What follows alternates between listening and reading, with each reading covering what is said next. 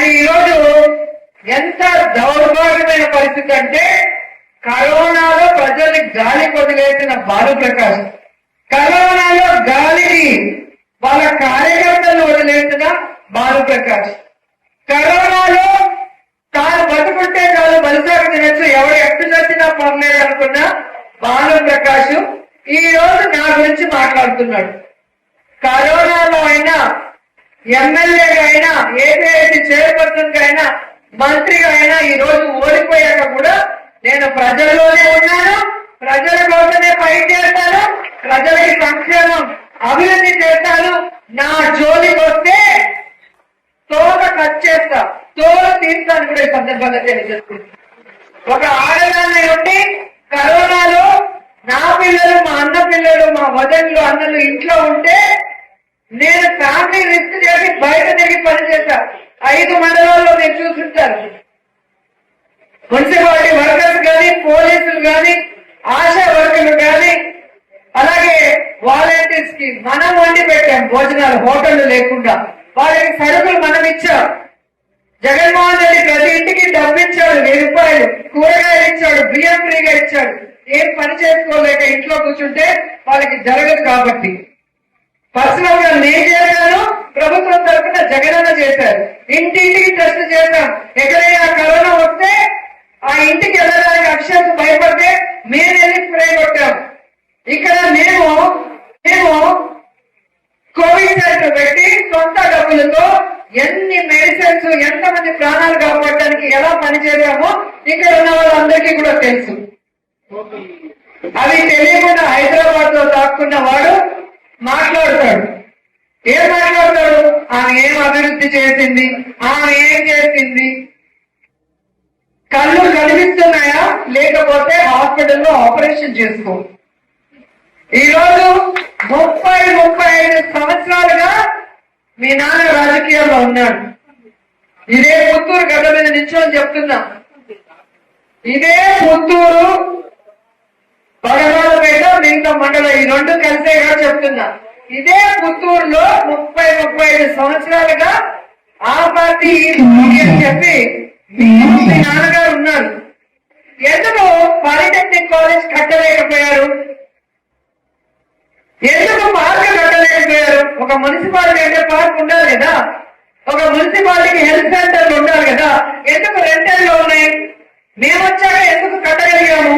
Park ఎలాగ కట్టగలిగాము? షాదీ మహల్ మేము కట్టగలిగాం, మీరు ఎందుకు కట్టలేకపోయారు? గేట్కూరులో ఫంక్షన్ హాల్ కావాలంటే ఎవరు ఏం అడిగితే లేదనుకున్నా మేము ఎలా కట్టగలిగాము? మీ నాన్న సీనియర్ మోస్ట్, నువ్వేమో లోకేష్ కి రైట్ హ్యాండ్, మరి ఎందుకు కట్టలేకపోయారు?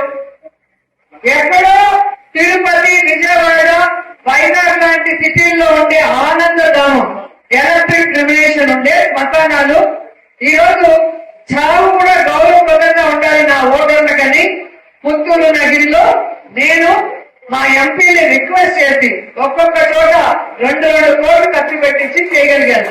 మీ నాన్న ఎందుకు చేయలేకపోయాడు? మున్సిపాలిటీ చేసింది మీ నానే కదా, మరి ఎందుకు పార్క్ కట్టలేకపోయాడు? ఎందుకు ఎలక్ట్రిక్ రెమ్యునేషన్ కట్టలేకపోయాడు? పాలిటెక్నిక్ కాలేజ్, డిగ్రీ కాలేజీలో చెట్ల కింద మధ్యాహ్నం 10 క్లాసులు జరుగుతుంటే ఎందుకు బిల్డింగ్ కట్టలేకపోయాడు? నేను కట్టాల్సి వచ్చింది కదా. అలాగే విజయవాడ సబ్ స్టేషన్ లో ఐటీ కాలేజ్ మీ నాన్న ఎందుకు కట్టలేకపోయాడు? 2009లో అయ్యారు కదా ఎమ్మెల్యే, తర్వాత ఎమ్మెల్సీ అయ్యారు కదా, గవర్నమెంట్ ఉంది కదా ఎమ్మెల్సీకి ఉన్నప్పుడు, ఎందుకు కట్టలేకపోయారు? నేను ఎందుకు కట్టగలిగాను? 100% హాస్పిటల్కి దారి కూడా లేకుంటే మీ వల్ల కాలేదు. నేను దారిని అక్కడ ఉన్న రైతులతో మాట్లాడి గవర్నమెంట్ ల్యాండ్ వాళ్ళకి ఎక్స్చేంజ్ చేసి మంత్రి అయిన మొదటి క్యాబినెట్ మీటింగ్ లో తీసుకొచ్చాను. ఈ నాన్న పెద్ద లీడర్ కదా, ఎందుకు తేలేకపోయాడు? ఎందుకు తేలేకపోయాడు? నేను ఎందుకు తేగలిగాను? ఈరోజు అక్కడ రోడ్డు వచ్చింది, లైట్లు వచ్చినాయి, అక్కడ ఆర్ఓ ప్లాంట్ వచ్చింది, అక్కడ ఆక్సిజన్ ప్లాంట్లు వచ్చినాయి, అక్కడ డయాలసిస్ సెంటర్ వచ్చింది. ఒక మారుమూల నియోజకవర్గంలో డయాలసిస్ వచ్చేది ఎంత కష్టం? ఎవరైనా ఇస్తారా?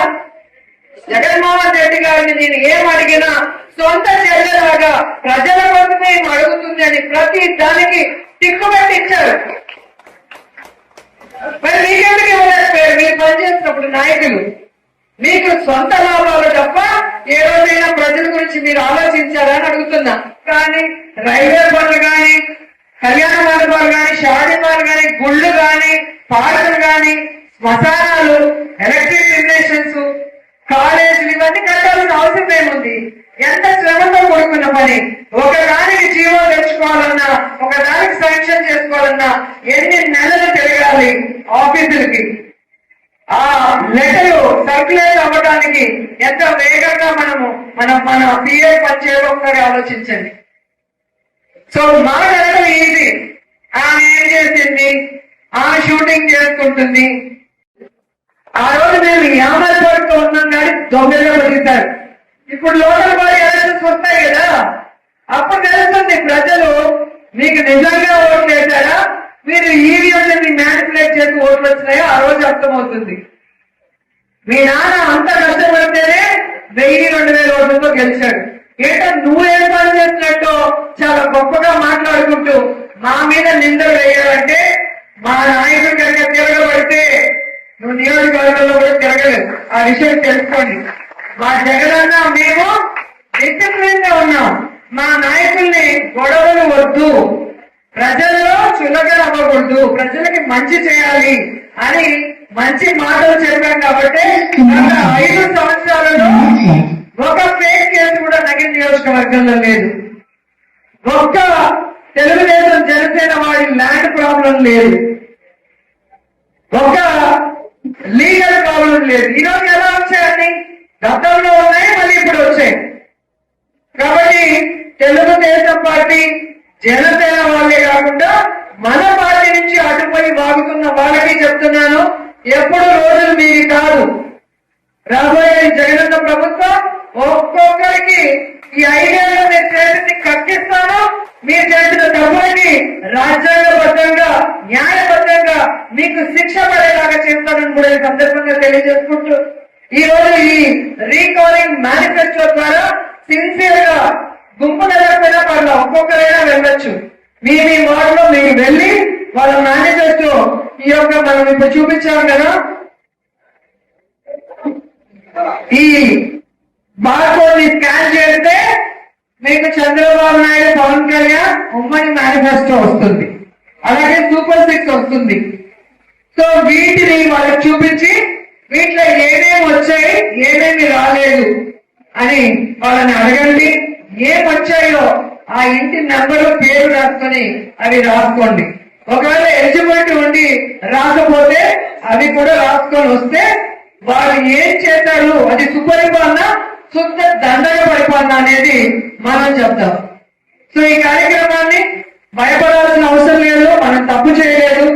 అప్పుడు ఎలాగైతే మనం ఇచ్చిన మేనిఫెస్టోలో అన్ని చేశామా లేదా అని వెళ్ళామో, ఇప్పుడు చంద్రబాబు నాయుడు ఇచ్చిన మేనిఫెస్టో వాళ్ళకి గుర్తు చేస్తూ చేశారా లేదా అని, వాళ్ళు ఇచ్చిన బాండ్లోని వాళ్ళకి వచ్చిందా లేదని తెలుసుకునే కార్యక్రమమే ఈ రీకాలింగ్ మేనిఫెస్టో చంద్రబాబు.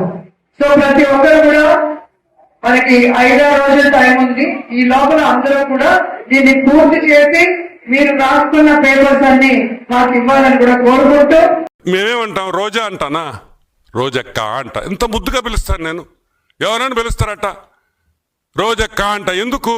మా ఆడపడుచు నువ్వు, మా ఇంట్లో మనిషివి. గాలి నా కొడుకులు గాల్లో గెలిచిపోతారు అనింది అనుకుంటా కదా. గాలి నా కొడుకులు గాలికి గెలిచారు. సరే, నేను చెప్పన్న దానికి రిప్లై అయ్యా, గాలి లేక ఓడిపోయారు, గాలి లేక ఓడిపోయారు. బాగుందా? అవసరమా మనకే? నాకెంత అసహ్యంగా ఉందట మాట్లాడడం, నాకు నచ్చద్దా? గాలి నా కొడుకులు ఏంది? గాలి అంటే ఏం చేస్తావు? పద్ధతి ఉండబల్లా, రెస్పెక్ట్ ఉండబల్లా రాజకీయాల్లో. అంటే మీ ఇష్టం వచ్చినట్టు మాట్లాడచ్చు, మేమన్నా మాట్లాడితే అని ఆడస్తావు. ఈరోజు నేను ఒకటే చెప్తున్నా, ఒకరిని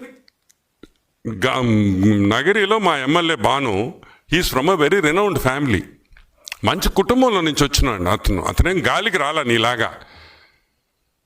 ఇలా గాలంతా ఊరంతా సైక్లోన్ లాగా చుట్టి నగిరికి రాలే. అప్పుడు నగిరిలో పుట్టి పెరిగిన బిడ్డలై. ఈరోజు భాను నగిరిలో పుట్టి పెరిగాడు. నువ్వు ఆడున్నావు, నువ్వు ఎప్పుడొచ్చావు? ఈరోజు గాలి నా కొడుకు అంటున్నావే, నువ్వు ఎక్కడి నుంచి వచ్చావు తల్లి? ఎలా వచ్చావు? మొన్న వరకు నువ్వు ఎక్కడున్నావు? నవ్వేదానివి. అదేం టీవీ షో, అది జబర్దస్త్. ఈడకొచ్చేసి గాలి నా కొడుకు. కాబట్టి గాలి మాటలు మాట్లాడొద్దని ఒకసారి మనవి చేస్తూ, ఎనీమో